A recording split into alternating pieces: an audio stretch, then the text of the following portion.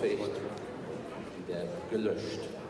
Beim Stand von 10:9 geht es weiter. So here we are going into the third leg here. Italy just leading 10-9. And Alessio Facconi is on for the Italians, and he's up against Enzo Lefort, yesterday's silver medalist in the individual event. Es müsste 10:9 für Italien.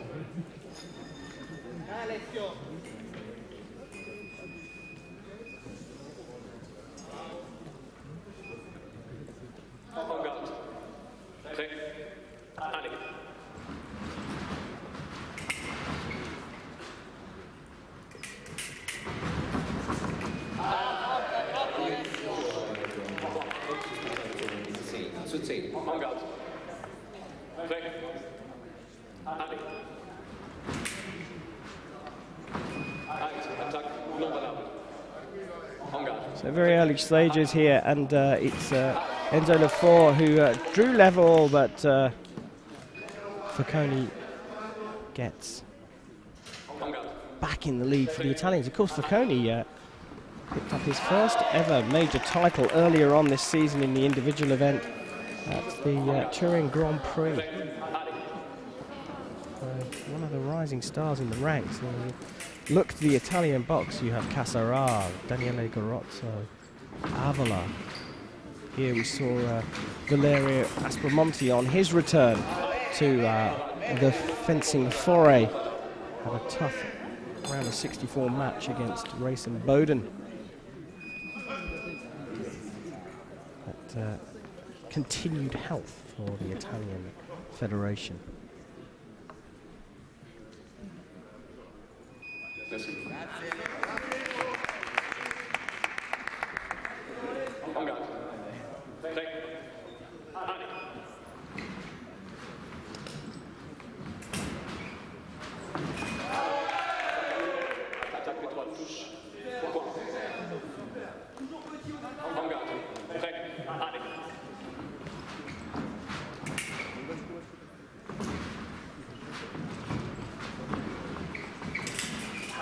Oh, what a lovely para riposte there from Facconi.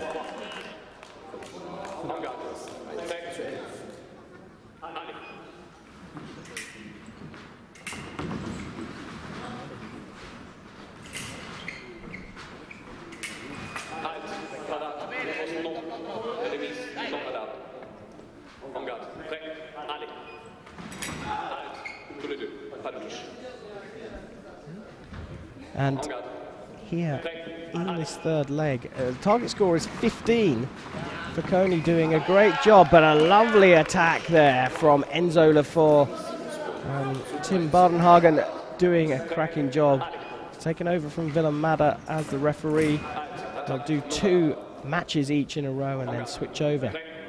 But this gold medal match is still very early on, and it's very, very tight between France and Italy.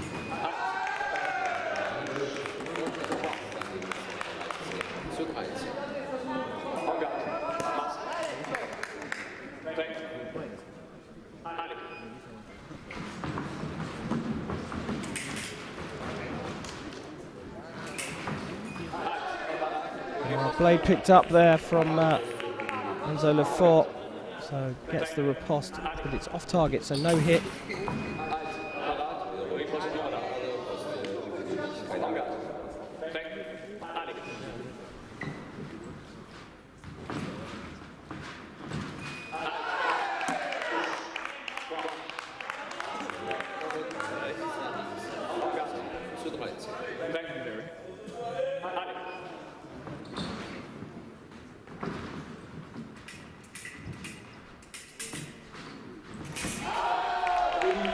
Well, just like that, the French have stolen the lead from the Italians. This is a fascinating matchup here.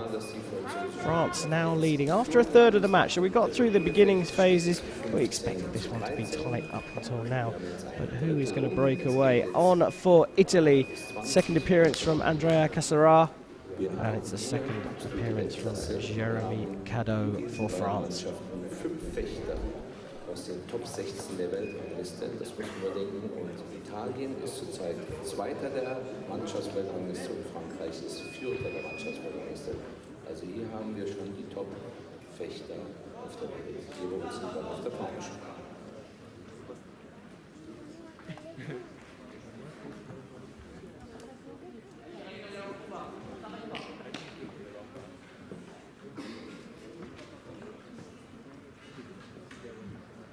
Für Frankreich haben wir Jeremy Cadeau auf der Bahn und für Italien fliegt Andrea Cassara. En garde. Prêt. Allez. Halt. Parat. Riposte non valable. En garde. Prêt. Allez.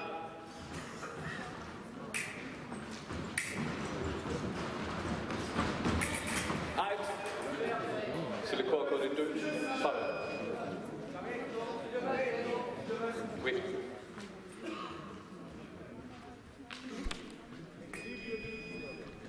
So Cassara on the march here. He's trying to claim back the lead for the Italians, and he's pushing it Jeremy Cadeau hard. And the blade is picked up there. The Italian lands with a parry riposte.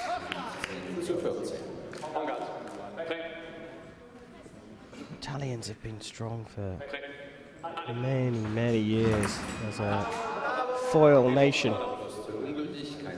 The French, traditionally also a very strong nation, but in recent times not doing so well. But in very recent times, they seem to be getting back on the mark, and they are a very, very strong unit. Beautiful attack there from Cadeau.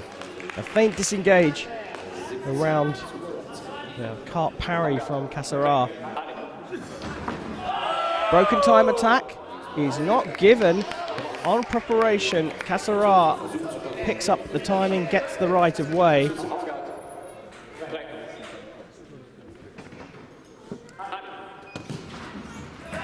Oh, Cassara had the attack, but he missed. And he's going to change his weapon. He feels like he hit a couple of times there, and he's now decided to exchange his weapon, and he'll have to surrender that to the referee. And Willem Madder does step up and take the weapon away from Cassara. Cassara deciding to exchange weapons. Still close, still tight, but the French have stolen the lead. Cadeau picks up the blade, has the right of way, hits off target. Well, you thought I was going to be running this show on my own. I'm delighted to tell you we've got another debutant in the commentary box, and it's a great pleasure for me to introduce you to the fencing wonder that is Ben Peggs. Ben, congratulations on your fantastic performances over the last few years. You've been fencing in the British squad for a long time. And thank you for coming into the commentary box. No problem, my pleasure. So, Bonn 2017, one for you to forget as an individual, perhaps? As an individual, absolutely. It's one that I'd like to, well, not completely write out of my mind. There were some positives. I think there was a bit of a tough draw on my end of the spectrum, but I mean, it's one of those things where, you know, if you're not able to make it straight through on the first day, you know, it's kind of anybody's game. You've got the top 200 plus guys here in the world, you know, and they're really going to give you a tough time. So, yeah, from an individual perspective, not a great one as a results-wise, but things to build on. But today, I think we did a good job, especially with the young team. Top 10 finish, 10th place. I think we were quite happy with that. Didn't necessarily bring the best of ourselves out in Japan, but for the most part, I think the day was pretty good. And I think you're the embodiment of a true fencing athlete. You adore and love this sport, don't you? I do, yeah. It's been my life for quite a while now.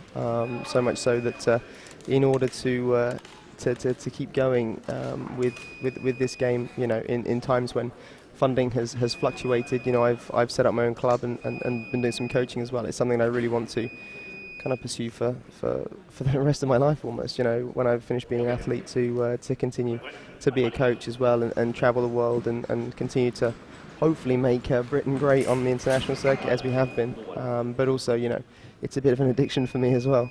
And I think that we see this as a sort of trait in all people involved in the sport. We spoke to Andreas Müller, one of the organisers of the event, and you know, he's been a referee, he's been a fencer, now he runs one of the world's most famous fencing clubs, the Olympic Fencing Club of Bonn, and he puts on this tremendous tournament, which is a bit like a sort of Wimbledon or Flushing Meadows of the fencing community. It's one that everyone wants to win. Absolutely, you know, the Lion of Bonn, everyone wants to be the Lion of Bonn. You know, Germany has been a superpower in fencing, still is a superpower in fencing, you know, and we're witnessing two great nations now here in the final. And you know, everyone would love to be champion here, you know, whether it's a team or whether it's an individual. You know, but the series of fencing across the world has got very strong. You know, going some tremendous cities as well. Paris being, you know, another outstanding spectacle that people would love to win. So you know, the sport is growing. You know, one time we saw kind of maximum entries of 100. Now you're looking at double that. You know, it really is becoming a worldwide sport. You know, you're seeing top teams from Asia, you know, China, Japan, Korea, and even the other side of the globe. You've got America. You know, we unfortunately lost to Brazil in the first round today. You know, Brazil getting really strong. You've got, you know, one of the guys from the Canadian team made a top 16 in the individual event yesterday. On yesterday. Yeah, Maximilian van Haster. Absolutely, you know, wonderful result for him. So we're seeing the sport grow, and that's all down to people, you know, taking the skills that they have outside of the sport and bringing it in. You know, very good business people who are looking to, you know, grow the sport. So that's really good to see. You know, not to mention having as many competitors as possible makes it a very, very competitive scene. If the only thing that I would say fencing still needs to improve on is being able to get it out in the media in such a way that your average Joe who watches sport, like, you know, who understands things like tennis, that kind of stuff, could really grasp the rules. And I think that, you know, yourself is doing certainly a great job with the commentating to help people understand what is going on with these blades. That's very kind of you, Ben. I mean, look, the thing is that the media will remain a mystery for fencing unless we have superstars like you in the commentary box and bringing the sport to life. We need to showcase our athletes, and it's fantastic. We had Peter Yopik, who won yesterday here right at the beginning of this gold medal match, and the likes of you coming up through the ranks and fighting for a country perhaps not traditionally so good at fencing. And like you say, the Koreans, the Japanese, the Chinese, the Americans, the Brazilians, the Canadians, all coming through and making this a very global sport. But let me tell you something. Yesterday, during the medal matches, okay, we are here in the same place right now. Okay, we're showing this match on Facebook Live, the FIE's Facebook Live channel. So you can go to the FIE Facebook page and click on watch it live. Yeah, you can watch it live. Yesterday, the medal matches reached 500,000 people. 500,000. Wow, that's amazing. You know, that's brilliant, and we kind of, you know, need to keep pushing that, because the more viewers we have, the more people get involved in the sport, you know, and it's a self-fulfilling prophecy. You know, you have more athletes at the top level, becomes more competitive, and you start seeing the likes of you know, big brand sponsors getting behind it, and eventually it ends up something like football. You know, I'm someone that loves a good game of snooker, a good game of pool, and there are some quite complex rules in snooker. You know, and if people can get that on the TV, I think we can definitely get fencing on the TV. I think we just got to start betting more on who's hitting who with what touch. Well, speaking of which, here we have two huge superpowers of the sport of fencing. Traditionally, France and Italy have been very strong for many, many years. But here, a bit of a surprise, you have to say. The French are pulling away from the Italian team, and it's not a weak Italian team. No, by no means. You know, this Italian squad is extremely strong. You know, I'm very fortunate. I've had the privilege to train with these guys, and you know, to be honest, you're not going to make it on the Italian squad unless you've got a major championship medal behind you, both individually and from a team perspective. But we can't underestimate the French. You know, they are silver medalists at the Olympic Games in 2016. You know, these guys are extremely good athletes. You know, you can't write any of them off. I've been down to INSEP in Paris, where their national training centre is, and these guys train. You know, they really do work hard. Exceptional athletes, and very welcoming as well. Both nations, actually. And there's often been a tussle between these two nations, and it's 50-50. But I think today the French have just got the edge. But as we know with fencing, anything can change. We never write off an Italian, especially a wounded one. Absolutely. They will fight down to the last point, and that's what's amazing to train and compete with them. Alessio Facconi has had an amazing season. He the won Grand Prix in Turin was absolutely. just I think for most people, saying an Italian won a men's foil Grand Prix is not a surprise. Yeah, Alessio absolutely. Facconi winning, I think that was a little bit of an outside shot. I think with Alessio, he's a tremendous guy and a tremendous athlete. He's been training very, very hard, and actually, to me, it's not necessarily a surprise. We've seen him working hard the last couple of years. We've seen his results start to improve. And when I say improve, he was by no means getting bad results at all. He's part of the Italian squad, and he's slowly been creeping up. 8, 16, that kind of stuff, and then bang, we see a win, and that's no surprise really. I think he should be really proud of what he achieved there. But I think it's a culmination of his work ethic and everything he's kind of put in, and probably some sushi the week before that when we were in Turin doing some training together. In Rome doing some training together. Yeah, well, he's not managed to land a hit there, but he's asking for a video for covering from the Czech referee Willem Madder, and Willem Madder will go and consult Tim Bardenhagen on the video. Yeah, we've had some change in the sport recently. Without getting bogged down in detail, that kind of back shoulder, your non-sword arm, should not really. Well, actually, in the past, you've been able to bring it in front of your leading shoulder, providing that your arm doesn't cover your target. Because as you can see, the nice silver shiny bit is the target. But we've actually kind of had a rule change this season where, now bringing that back shoulder in front of the front shoulder is a cardable offence. It's taking time to settle as a rule. Some athletes are, kind of sailing close to the wind with it. Others it's not a problem for. But I think the referees are trying to find their ground with it as well. And although they're working very, very hard to try and get some consistency with it, it's always difficult when a new rule comes into play because everyone's interpretation is slightly different. Well, we've got a left-hander against a right-hander here, so it's a big task for Willem Madder, because those back shoulders are on the opposite side of the side that he faces, so it's not always the easiest thing for him to see. Absolutely, and he's at this final we've got two referees on the opposite side as well, who act as kind of observers to see any kind of technical infringement. They're not there to referee what actually happened in terms of deducing. That was an amazing touch. Very, very nice. They're not there to kind of break down the technical aspects, but if they do see any infringement on a ruling like covering or ducking or whatever, then they will step in and they will notify the head ref. And neither of them put their hands up there in that complaint there from Facconi. So no hit was given, even though Villamano did go and consult the video. So while we're just in this switch over, we've got an Olympic champion Daniele Garozzo coming on for Italy. He's got a big job on his hands. He's 9 points behind, and he'll go up against Enzo Lefort. What's in store for you over the next few months? I mean, you are contesting clearly for the British team and trying to get to, I assume, the zonal championships in a few months' time, and then the World Championships. Absolutely. What's in it for you at the moment? Well, I mean, ultimately, in the short term, we have Long Beach, California, where we're heading out for our next Grand Prix. And then after that, we will have St. Petersburg and Shanghai that are also on the calendar. So we will start to build towards those. But at the moment in time, things are going reasonably well for me. I had quite a good individual event in Turin. I was very happy with that, and some stuff to build on from there. I think that Long Beach will just be an individual event as it's a Grand Prix, and that'll be good to build on further. There will be European Championships and World Championships coming up. Obviously, if I continue to keep my game nice and strong, then there's no reason why I won't be part of the four-man squad that heads out there. But I don't want to count my chickens just yet.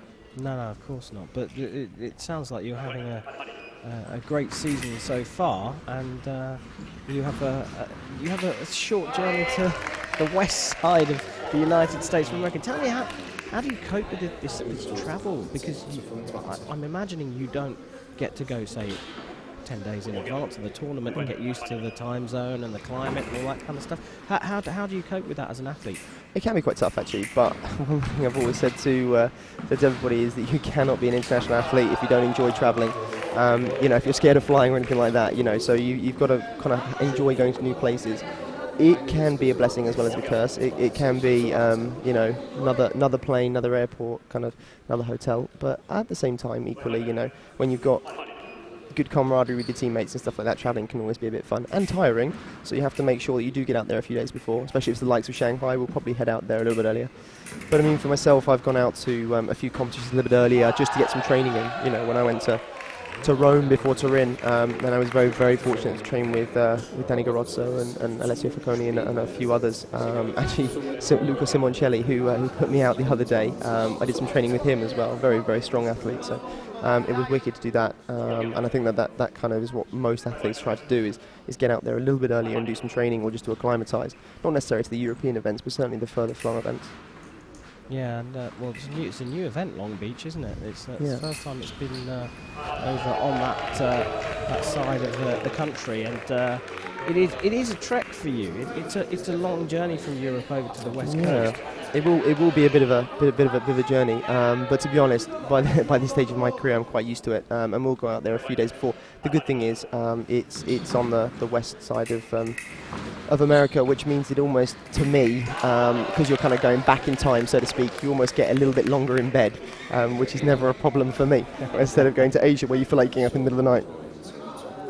But in all seriousness, I'm asking you personally here, Ben. How do you cope with jet lag? It's terrible with it. Jet lag is difficult. But I think the biggest thing is discipline. I think that it's very easy during the day when you're really tired to think, okay, I'm going to have a bit of a nap. But if you don't make it any longer than kind of half an hour, then you shouldn't wake up feeling too groggy. And when you've got to get out of bed in the morning, you get up. For me, I'm a coffee lover, and I do pound the coffee when I'm jet lagged. That does help, but you do have to power through for the first couple of days, and you do have to be aware that it's going to take time, and it is going to hurt. People say they can get used to it. I don't necessarily experience that when I go there. It is a few days of pain before it starts to even out for me. I don't think there are any tricks to get around it, but there are things that can help. Certainly with meal planning when you're flying as well. Try and get into routine as fast as possible. That's probably the best thing. Or if you're not like Ben and having to go around the world and compete, you can obviously watch the live stream, and you just have to wake up at 3 o'clock in the morning and turn it on. Absolutely. Well, the great thing is it'll be on YouTube, so you can always catch up at 9 o'clock in the morning if you prefer. Well, look, let's talk about this match here. Sure. The French have pulled away from Italy. Can you see the Italians getting back into this? They could. I never want to write any team off. The biggest thing is no one wants to be a hero on the team. You can't go out there and score 8 points off of Enzo Lefort, who got a silver medal actually here individually. He's a fantastic athlete. So it's not about going out there and trying to be a hero. If the team work together and make small increments, that's kind of what you're looking to do. If Danny can maybe pull 1 or 2 hits back like so. There's 1 minute 50 on the clock. He hasn't got to chase the remaining 7 touches. It would be better to kind of maybe build another 2 hits and then his teammates go on and further that still. Well, it's a bit easier said than done when you've got a tall Frenchman running at you trying to hit you as well. Well, he came into this 9 hits down. He's got back within 7. He's scored 5 in the fight so far, so he's certainly going to come out, if nothing else, on level terms. Any hit from now for the Italian is going to be a bonus, and he is going to have closed that gap up. Absolutely. And he's just got to be very patient. That's going to be counter riposte for the right off target. I think it was refound there. Him using the piste and trying to bring the time down as much as possible whilst maybe scraping 1 or 2 hits back is kind of the way to do things at the moment. Well, we saw Peter Yopik go up against Enzo Lefort, as you say, very mobile, very active, up and down the piste. And Peter Yopik just went at Enzo Lefort. I know you're talking about Garozzo trying to sort of use a tactic of killing some time whilst building a hit, but against someone so mobile, surely you have to go at them. Absolutely, and you can kind of stall for time whilst being relatively mobile. You can run up and down that piste as long as a hit isn't scored. At the end of the day, you're still running the time down. It requires a bit more fitness, but it depends what athlete you're against. Danny Garozzo is extremely good at this kind of slow pressing, taking you down into an area of a piece where you can't really escape, keeping the distance long enough where you can't kind of make that attack on preparation, and you're only forced to kind of jump in for a counter-attack, in which, that's what he's inviting. He's looking for you to jump in and make a mistake so he can finish with his action. You can see here he's got his arm back, he's doing very slow preparation, maintaining priority by beating the blade, taking his time, pushing. There's no way for Enzo to get away now. He's just going to be able to finish, and he nearly finished this time off target. So that's that has actually wasted possibly 6 seconds. I'm not saying that's his exact intentions, but it will slowly run the clock down, and by making 1 or 2 touches as well, slowly the gap will lessen. Well, he's going to have the fire in his belly as well, because Garozzo, despite being right at the top of the world rankings, number 2 in the world, and the Olympic champion, he went out in the 64 yesterday to young American Nick Itkin, and I spoke to him actually yesterday afternoon. I saw him. He was up with his head stuck in a medical book. He's studying for a medical degree, and he said to me, Nick fenced very well. He did a good job, but I was shocking. It wasn't quite the same word, but I'm sure it wasn't. It began with the same 2 letters, but he said that he wasn't fencing well yesterday. But to be honest, I mean, with the amount of studying that Danny's doing, medicine is not a light degree, as we know, and so him doing that whilst also pursuing a full-time athletic career is something to be marvelled at. At the moment in time, because he's Olympic champion, they have been more gracious with the time that he's allowed to take in order to do his fencing. It seems funny that they'll only do that when he becomes Olympic champion, bless him. But he's having to work exceptionally hard at the moment. But you know what I said to him? Is it because you're studying hard at the moment? And he said no. I was just fair enough. Shocking. But often you see this with Olympic champions, take a little dip after the Olympic Games. It must be hard to, maybe not for some, to maintain the motivation. However, when you have been the greatest athlete on the world stage at the Olympic Games, that is something that takes everything out. The amount of emotional kind of emotion you had to put into the games to win that, is huge. But that's a culmination of kind of between 4 and 12 years, of work to get to that point. Not to mention all of the kind of media he must have to do after the games, in Italy, for his club, for many different things. That's extremely demanding.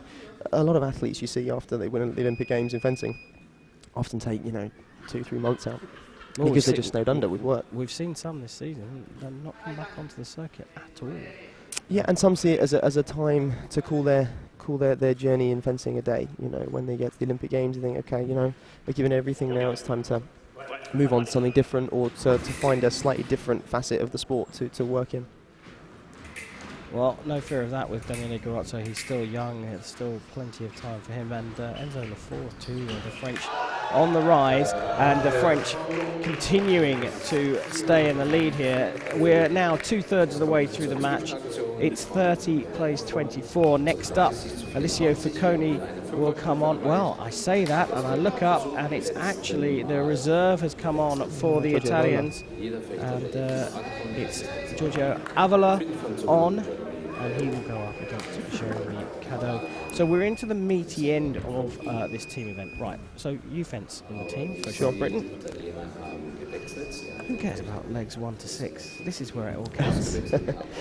Actually, we showed a shining example of why that unfortunately is not the case. We had a bad first 3 legs against Japan for the 9-10 playoff, and actually it showed that we were not able to drag that back. If a team comes storming out the blocks and is able to really trounce their opponents in the first 3 matches, that is a very, very hard task for the team to kind of reorganise themselves and bring those hits back. But this is 6 hits, right? If Vola comes away, another 2 hits up, okay, maybe not. But if he was to go another 2 hits up, then an opponent his next teammate comes on with only 4 hits to chip away at. It's incremental. As I said, no one wants to try and be a hero. However, so just to put this into sort of plain English, you're on the piece now. You're Giorgio Avola. Mm-hmm. Your job now is to get the gap shorter than it is at the moment. It's not to get to the target score of 35, right? Absolutely. I by no means be. Ultimately, you won't even chase the 35 score. You would right now. You just be focusing on 1 hit at a time. Try and get as many hits as you can without being hit. But it's not even about the pure sum of it. It's about you doing your job and chipping away one hit at a time. And literally, from a psychological point of view, only thinking about one hit at a time. Because if you see the big picture, you get lost in this kind of, I must make up, 7 hits. I must make up, 8 hits. That's not the case. I was a hero here. These are world athletes. They're not going to let you just take 8 hits back off of them. If I was Giorgio, just wait. Take your time, be patient, the hits will come. He's a fantastic athlete. He has the ability to score these touches. He just has to take one hit at a time. Well, I mean, what an athlete to bring in as your reserve, Giorgio Avola. It's an incredible team the Italians have got. They've taken Facconi off, they brought Avola on, and like Ben says, they are desperately trying to close this gap up. Now remember, you're watching the gold medal match here at the Löwe von Bonn, the Lion of Bonn Men's Foil World Cup. It's the second day of the live coverage here, and it's the team event, and it's brought to you by All-Star Allman. In the commentary box with me, Ben Peggs of Great Britain. So Ben, we are here in leg 7. 2 more to go after this one. Sorry, we've got two more matches. Sure. Between 2 fences. The anchor for the Italians will be the Olympic champion, Daniele Garozzo. Absolutely. The anchor for the French team will be Owen Lepeshu. What do Avola and Cassara have to do to give Garozzo a chance? How many hits do the Italians need to be within the French when they get to their final leg? I mean, it's very difficult to to judge that. Ultimately, if Lepeshu goes on with kind of a 5-hit lead, that's a lovely buffer. That's a really good position to be in as the final man when your team's ahead. If it was down to 3, it's definitely doable. But I mean, looking at the gap now, 9-hit gap, that's quite significant. It's very hard to come on like Avola has now as reserve, having not quite got the engines running just yet. Obviously he's keeping warm in the corners, but nothing's quite like being on-off as a team player at the time. So he has to really get himself into the match, very, very fast, and that can be quite difficult. But Cato's doing a wonderful job here. This kind of slow pressing, waiting for Avola to jump in out of time. But actually, that was a nice attack from Avola. Started first there. Avola's a very patient man. He chips away at his opponent, just creeping forward, waiting for them to make a mistake. But this is even more aggressive than I've probably seen him before, because he knows he's got a job to do. He knows he needs to bring these hits back to give his teammates, a chance of, again, chipping away at this lead that France have got, to give Garozzo the best position to try and clinch it. It's like you say, he's going at it. What a beautiful attack there. Amazing. Faint disengage around the parry of 4, the cart parry from Jeremy Cato, right-hander taking out the left-hander. And Avola came into this 6 hits down. He's closed it to within 5, but I think he's got to get a couple more, hasn't he? It would really help. I mean, he was 6 hits down. It's suddenly the gap increased to 9. He's done a fantastic job of managing to claw those back. And managed to get himself in the position he is now. As you say, 1 or 2 more could be really beneficial for Cassara when he steps on the piece next. Once described to me as fencing in a washing machine, Andrea Cassara is not a bad person to have on for your penultimate leg. Absolutely. Right. He's got lightning hand speed, not to mention, he's a very, very tall athlete. That was a fantastic touch. Nice prise de fer from Avola there. Attack with the blade. Cassara, he's been on the scene for a long time. He's probably one of the most decorated athletes on the circuit, having won many World Cup and Grand Prix events. 1 World Championship title under his name. And an Olympic bronze medalist individually, not to mention the gold in team as well. So he's actually silver in team, and gold in London. So all of these guys are very, very decorated. Still the attack from the Frenchman. He closes out the 7th leg there, and the French still in the lead, but you've got to say Avola did a pretty good job there. Closed the gap by 1, and on comes Andrea Cassara. It's the battle of the giants now.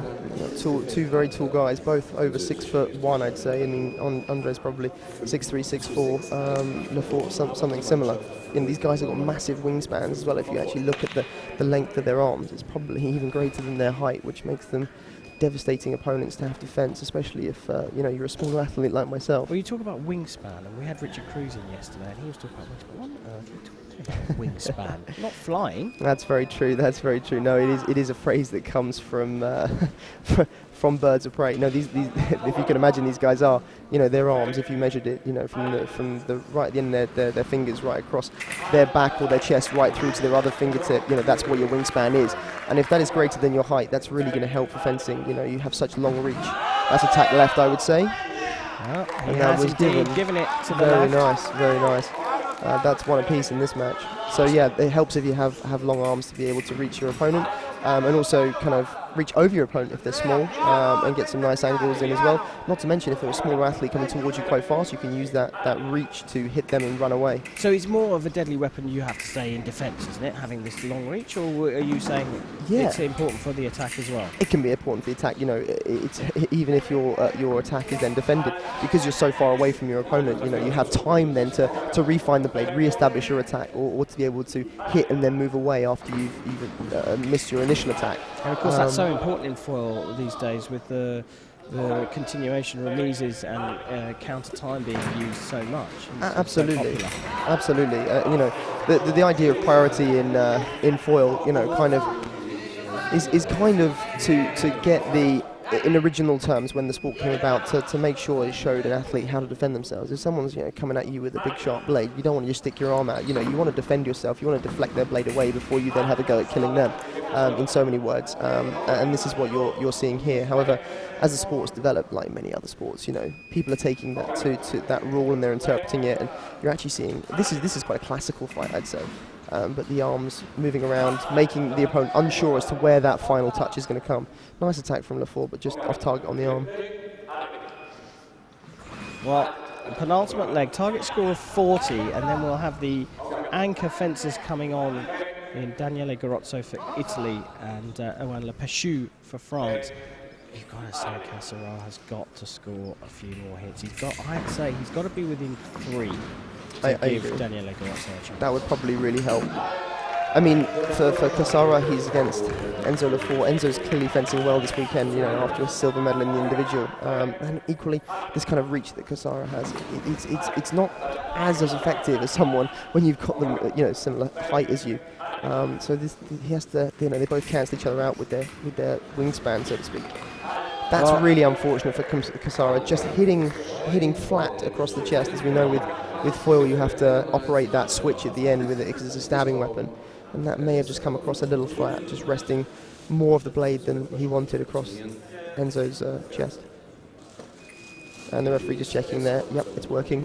Well, you got to say that you said flat, which for those of you that aren't in fencing parlance, you won't necessarily know what that means. But like I say, the switch on the end is a plunger at the end of the weapon, and that has to fix onto the target and be pressed in. If you go flat, it means that you've not fixed the tip of the sword onto the target. Absolutely. You've basically put it on sideways. So instead of stabbing and hitting with the tip first, then the blade coming out with a nice little curve, you've effectively laid the blade flush against their chest. So you actually haven't operated the switch, and you've almost cut instead of stabbed effectively.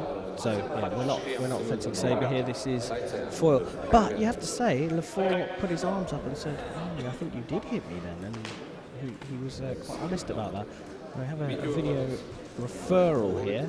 Yeah, they're going to check the video, and this is great technology coming into the sport these days, showing the actions in slow-mo and being giving the athletes an opportunity to say to the referee, "Look, I respect you and your decision. However, I think you may have just missed something."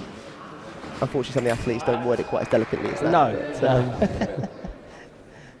But yes, it is a great innovation in the sport, and you know what I like about it most?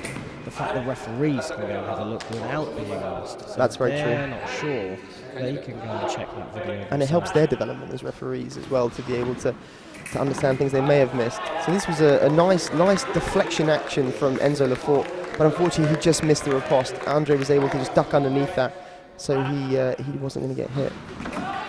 Well, there we go. The final hit, Cassara asking for the video to be reviewed there for a ducking of the head, and we are in a position where if we just crane our necks a little bit, we can have a look at the video replay, and I don't think The referee is going to give a card for this. I think he's going to award the He hit, has and he awarded the does. hit. Yeah, that was a very, very, very flat lunge from Enzo. Nice on tackle on preparation, but yeah, I think the head was clean for me. But I mean, the athletes, they will, when it's getting this close, if they see a slight infraction or anything close to it, they will try to squeeze every bit out the referees they can. And I don't blame them. You know, when you have to use everything in your arsenal, and you know, if you're able to potentially get a hit overturned on a technicality, absolutely. You know, we're looking at a World Cup victory here for one team. Well, look, you said no one wants to be a hero. Surely Daniele Garozzo has to try and be a hero here. Absolutely. I mean, Olympic champion, it's possible. But then, you know, Lepescu, silver medal at the team at Rio. You know, he's a fantastic fencer himself. You know, he's a little bit shorter than I am, but very, very, very mobile, very aggressive on the blade when he goes forward, and so experienced. You know, I'm not entirely sure of his age. I think he's kind of very early 30s. I think possibly maybe 33, 34, something like that. He's been around a long time. He's got a bank of experience to work with here. Well, nice, slow, steady attack from Garozzo, the Olympic champion, but it's countered immediately by Lepescu. That's very nice. That's a lovely attack or fair from. Well, having said that, one of the additional referees on the side has given an infraction for Lepescu for dropping his head on the attack, which is well noticed. Well, Lepescu is carded, no hit given, and I can tell you now, he's 35. Wow, so we see in this touch actually that 35 years of experience came out there. You know, Daniele took a step forward, probably gave a little bit too much preparation. Preparation is kind of best described as when the feet are going a little bit faster than the hand is coming backwards, and there was a nice accelerated lunge on preparation, as we'd say from Lepescu. You know, the beginning of your attack is often called the preparation, and if you don't make a nice break time, if your arm comes back, it's not delivering towards the target, you know, and the other person immediately jumps in with a nice attack, then it can be attack on preparation. It's like a setup, isn't it? Attack on preparation means that you've been hit while you're setting up your Absolutely. attack. Absolutely. It's like lining up for a free kick and the opposing team nicking the ball. Absolutely, yeah. That's almost exactly what the best way to describe it. Oh, what an amazing hit there. Lepescu comes out on the attack. It's blocked out by Garozzo, but somehow Lepescu scores a continuation and avoids getting hit with the riposte. The French are one away from the gold here, and so that was probably again on attack and preparation. You saw Owen step forward. He brings his arm right back, and then Danny does a lovely lunge on that preparation in the attack. Even though Lepescu still managed to finish the action. They've seen his attack preparation. But what Owen's doing here, which is so good, is that he's taking the fight to Danny. He knows that Danny's so good at coming forward, so strong at finishing his action, so he's not giving any room to breathe. Well, he's going after him again. Remember, the French are one hit away here from the gold medal in the team event at the Le Von Bonn, and there it is! Oh, and Lepescu, a stuttering Very attack, nice. but absolutely beautiful finish. Very nice, very, very nice. That's fantastic. I mean, Owen's done a great job there. You know, he's been very mobile. He's taken the fight to Danny, and you know, on that last one, just found the nice timing to make direct attack enough so Danny couldn't place anything. Blocked him out. That's fantastic from the French. You know, they were silver medalists at Rio and now gold medalists here at the Bonn World Cup, and very well deserved. But got to hand it to the Italians. You know, they gave it everything. You know, Danny, Olympic champion. These guys are brilliant. You know, this is a very, very strong team, and to a clash of the Titans, I'd say. Well, the French Renaissance continues. They are starting to build across weapon after weapon here. They get the gold medal at the Le Von Bonn, and they are the Team Lions here in 2017. Thank you, Mr. Ben Peggs, for your brilliant insight into the sport. Always a pleasure. We would love to have you back. Obviously, we want to see you on the piste more than we want to have you in the commentary box. But when you're not on the piste, we'd love to have you into the commentary box again. We wish you a safe journey home. Thank you very much. And Thank we you look very forward much. to seeing you doing well Excellent. at Long Beach. Thanks very much, Karim. Have a good day.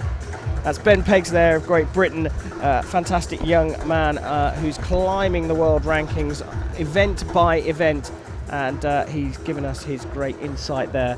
We saw France taking the gold medal. That's the last of the fencing action here in Bonn at the Lion of Bonn Men's Foil World Cup on Team Day. I'm Karen Bastier. This is a live presentation brought to you by All Star Ulmen, and you are watching on the YouTube channel called Fencing Vision and the FIE Facebook live coverage as well. We're going to take a very, very short break, and then we will bring you the medal ceremony from this final action here in Bonn. Don't go too far. We'll be back very, very soon.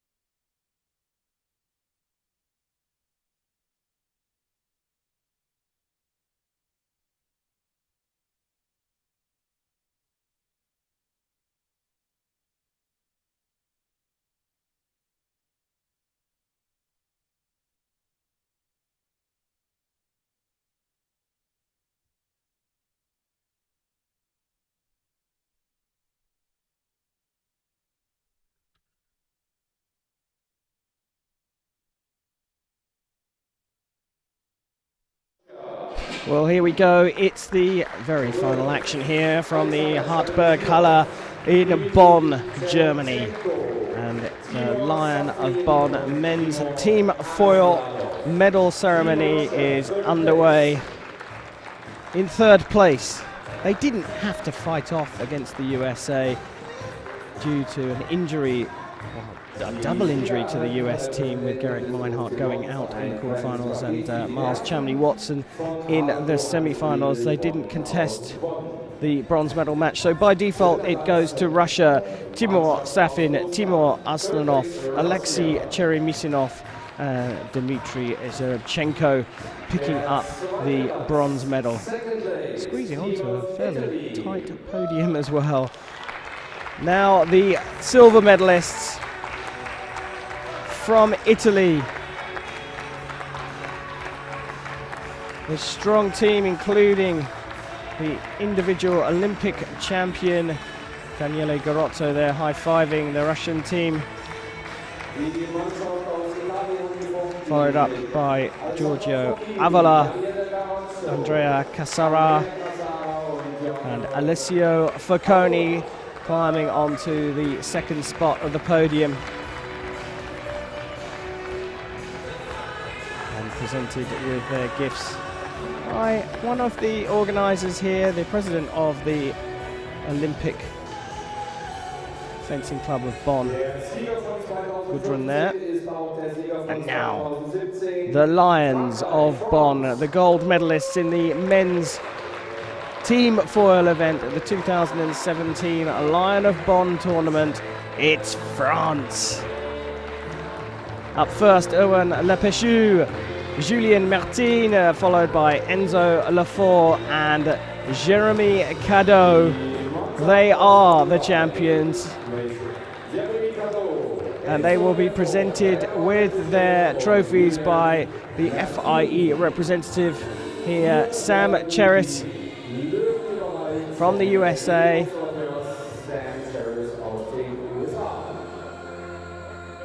Having to step up onto the podium and reach over Lepechu and Cadeau, Enzo Lefort and Julien Martin in the background there for the French team.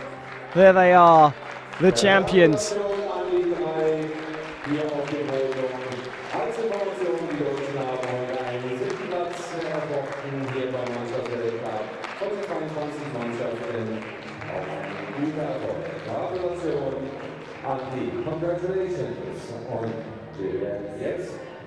Photo call there for the three medalists here, and now it's time for La Marseillaise, the French national anthem.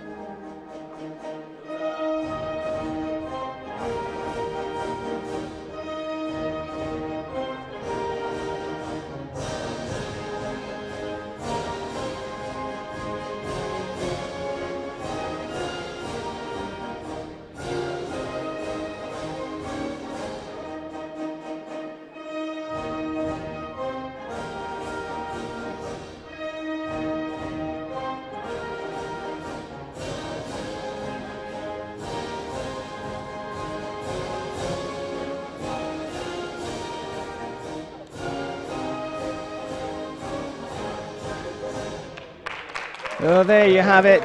The French are champions of the Lion of Bonn men's team foil event of 2017. Italy in second place, Russia in third. It's been an absolutely tremendous tournament, and it's been brought to you by All-Star Ullman, our supporters and presenting partners of this live stream. I'm in Karim Bashir. I've had multiple guests in the commentary box with me, and I thank all of them, and I thank all of you. It's a good night from us here in Bonn. We'll see you very soon. Selbstumbauung. Also